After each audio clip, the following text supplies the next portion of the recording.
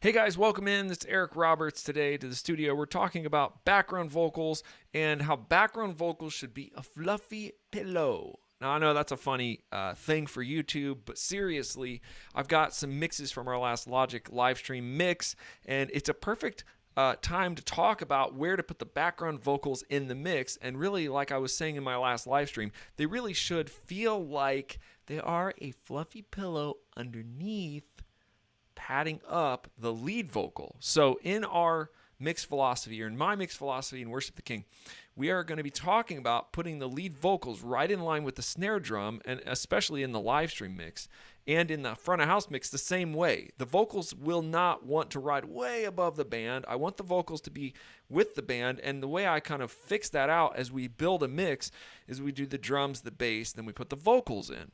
Okay, so I'll go ahead and do that. The drums, the bass, and then we'll do the band, the bass, the drums, and bass. Listen to this. All right, and then I'm going to put in Maddie's lead vocals, and you're going to hear where she comes in. I'll stake my life on this. Oh, I am convinced of this. I'll stake my life on this. The hope of Jesus will not fail. Now you got the kind of snare drum. You got Maddie's voice. It never has. We're going to bring the whole band in. Listen. The hope of Jesus will endure forevermore, forevermore, forevermore. All right, so we've got all this going on, and I want you guys to just listen to the background vocals. Now, these are my background vocals, so if they're too loud, then they're annoying.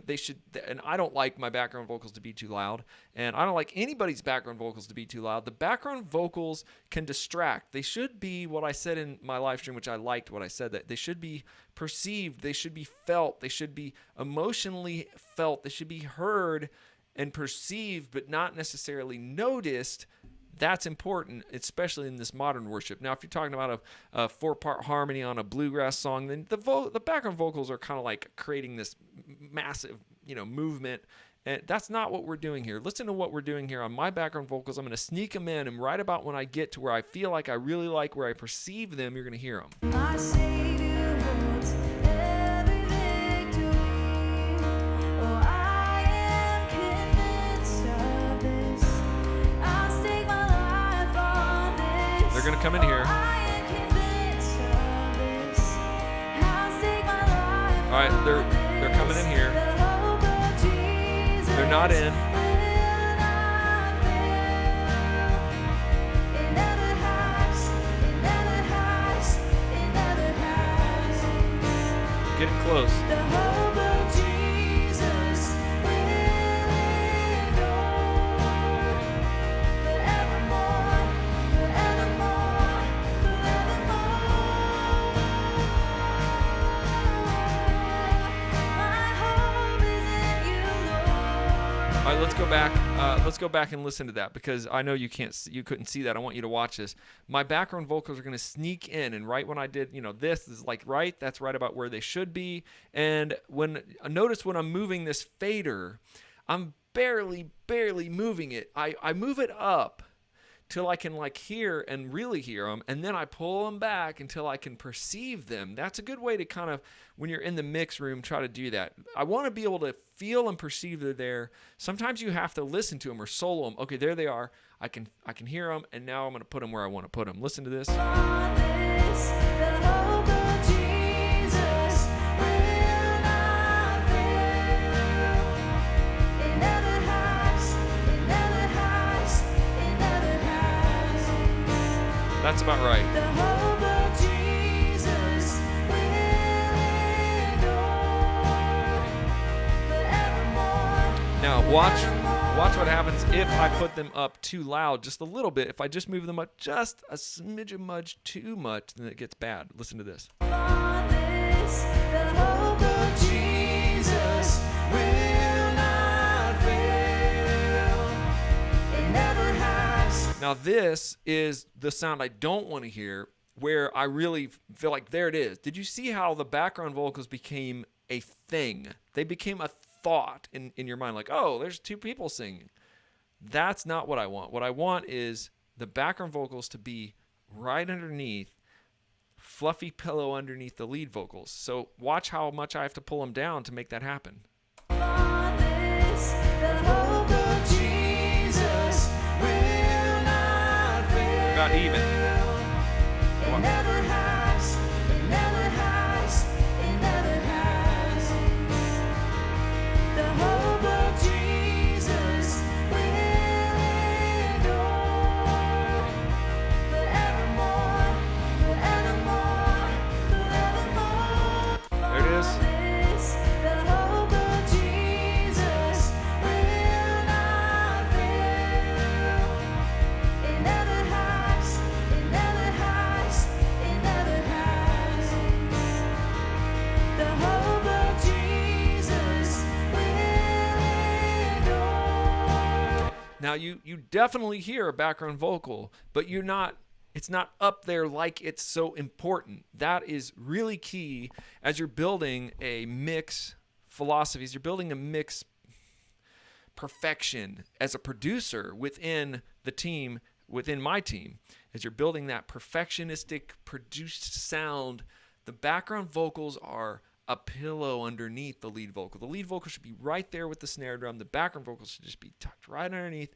And if you perceive the background vocals too much, just reach up and knock them down just a little bit, just at a time, until they kind of start to disappear. And then listen, and you'll notice they're there. They are there. A great background vocal will be there, will be supportive, will be felt, will be understood without being heard in the mind necessarily. Oh, you're not thinking, oh, listen to those two people. Now, if you're doing a duet and you're having these two people, they're both, that's kind of different. I'm talking about a full-out worship mix. Let's go back over in this mix. I have the other song that I led lead vocals on. And this was a rehearsal. I messed up a few times on the words because I don't know what the words are. So I'm gonna see if I can get Maddie in here and see where I would put her on me. So here we go. So I'm gonna turn her down, me up. Into your glorious day.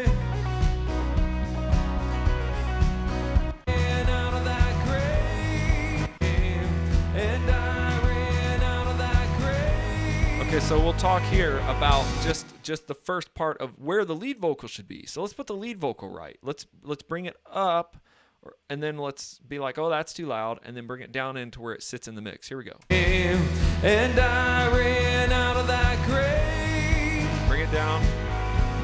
Out of the darkness into your glorious day. Now I'm going to bring the electric up here on this song because it's really electric driven. I'm going to knock the electric up just a tad. We're talking like one little notch. And I ran out of that grave, out of the darkness into your glorious day. Now you hear that's about where the lead vocalist should be, right? This is it. This is where the lead vocalist should be. He should be in there with the snare and the drums like this. And I ran out of that grave, out of the darkness into your glory. Now, if you think about the philosophy I talked about before, where lead vocals should be the drum set, the bass guitar, and the lead vocals should make you feel like the song is practically complete. So listen to this song, just with no guitar, nothing, drums, bass, my lead vocal, and you think, okay, is this going to be good or not? Listen to this. And I ran out of that grave. Okay, hold on. I have to get the band. I put the band in. I meant just the bass drum, but bass, the drums, the bass guitar, and my vocal. And I ran out of that grave, out of the darkness into your glorious day.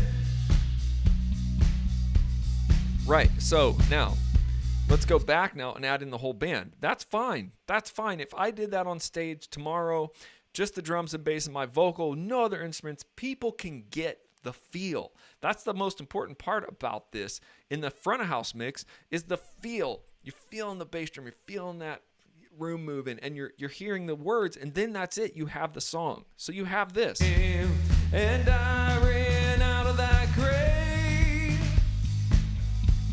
out of the darkness, into your glory. All right, let's drop in the whole band. Here we go. Here's the whole band at you. And I ran out of that grave,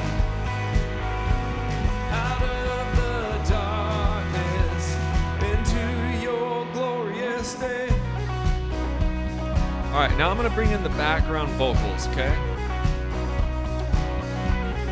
All right, let's do the background vocals. I'll pull Maddie in just underneath. You'll hear when she's there. She's not there right now, and it's not that bad. It's okay with one lead vocalist. In other words, it doesn't even need to be an effective mix. It doesn't even need the background vocal. But let's put the icing on this mix. Make the background vocal feel like a fluffy pillow, and then it just sort of makes it better. Check it out.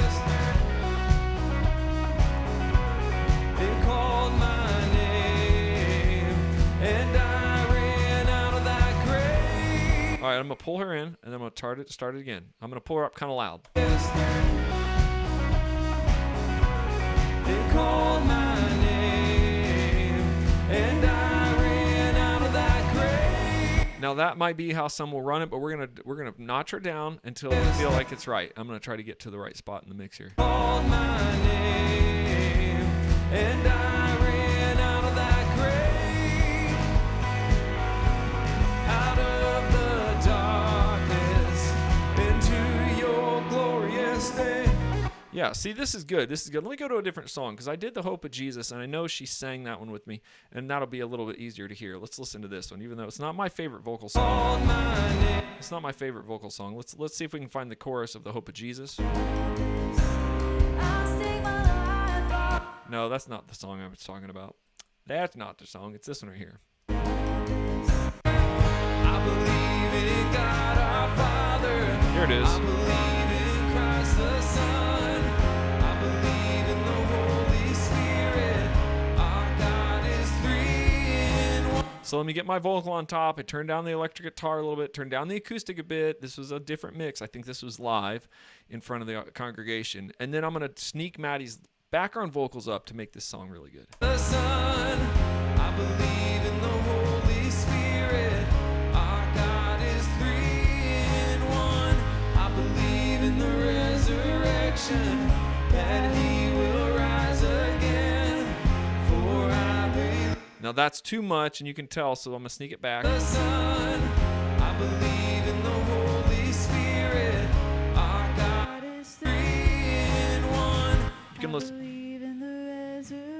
That he will rise again, for I believe in the name of Jesus. Sing, I believe in you. She's singing pretty soft here, so I believe. So you can see that if you just put her vocal right under, you got lead vocal, and then harmony vocal, then you got a good mix. So this is a good way to listen and think. And if you want to really, if you're in the live stream room and you don't know what's going on, and you're hearing a bunch of stuff, just solo out the bass, the drums, and the vocals, and listen to this mix. The Son, I believe in the Holy Spirit. Our God is 3 in 1. I believe in the resurrection, that he will rise again. For I believe in the name of Jesus. So it's just very, very soft underneath tone to mix, and that is, oh wow, that's definitely interesting. The Son, yeah, I've got my things cranking here. The Son, I believe in the Holy Spirit. Our God is 3 in 1. I believe in the resurrection, that he will rise again. For all right. So I've been working on this whole mix here. I've got sound canceling headphones and they were off. So anyway, hopefully that came across to you right. If you want to join in with me, if you're not on my Spring Hill team and you want to join in, just go to worshiptheking.com/join. You can also check out more of this. If you like what you're seeing on the channel, like, share, and subscribe to this video. More to come as we build our studio, work our mix, get better and better every week here at the Church of Spring Hill. God bless you guys. See you on the next video.